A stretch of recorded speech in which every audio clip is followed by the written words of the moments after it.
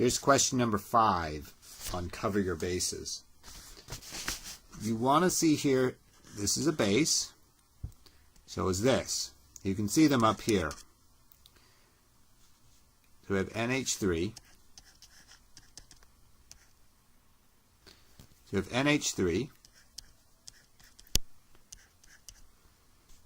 And there's the base right there. And then you have F minus, which has 8 electrons. One extra one, so it's F minus. These are both bases. You throw in the H plus ions. Where do they go? They will tend to go to the strongest base.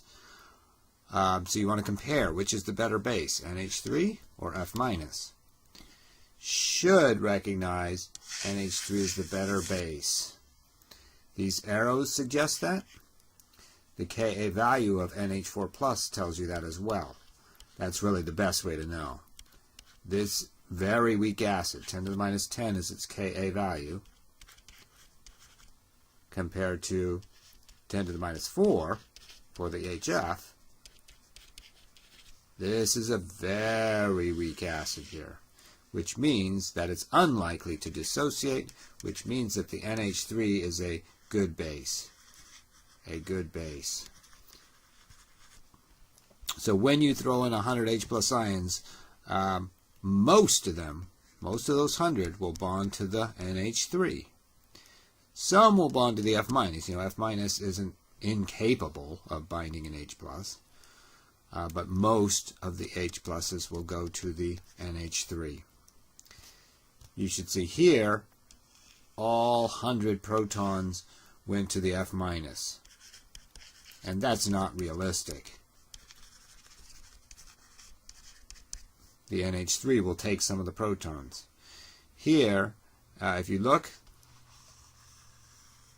here we're saying equal numbers. Equal numbers went to the F minus, and equal number went to the NH3. And there is a third base, which is H2O. And so if you think about how does H2O compete with these other two, H2O is a very weak base, not likely to compete.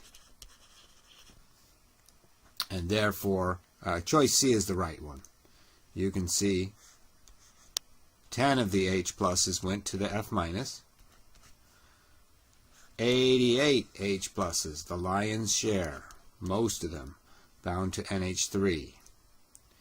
And 2 of the H pluses bound to water.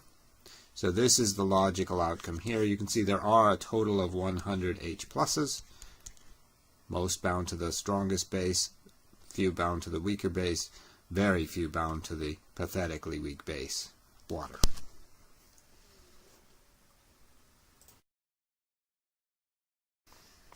Number 10 asks you to make an argument.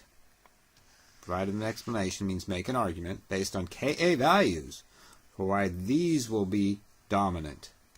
Mostly ions at equilibrium. So you might just look at it and say, these look more stable on this side, but looks can be deceiving. So we need science, and we need mathematics. So this is an acid. I've written both of the acids in red. You can see here's an acid, and here's another acid. Ka value for acetic acid, 1.8 times 10 to the minus 5. Ka value for ammonium ion, 5.6 times 10 to the minus 10. So this is a very small Ka. This is a moderate Ka.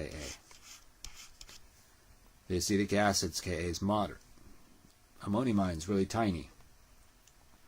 So what that means, acetic acid is willing, more willing, to throw its H, or transfer its H, I should say, to ammonia. Ammonia has these two lone pair, well, a lone pair of electrons there.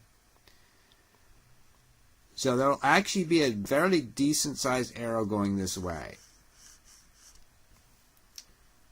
But the ammonium ion, once it has the proton, is very reluctant to return it. This is a ball hog, a stingy one, a very weak acid. So instead of a robust arrow coming back, we have a tiny arrow coming back.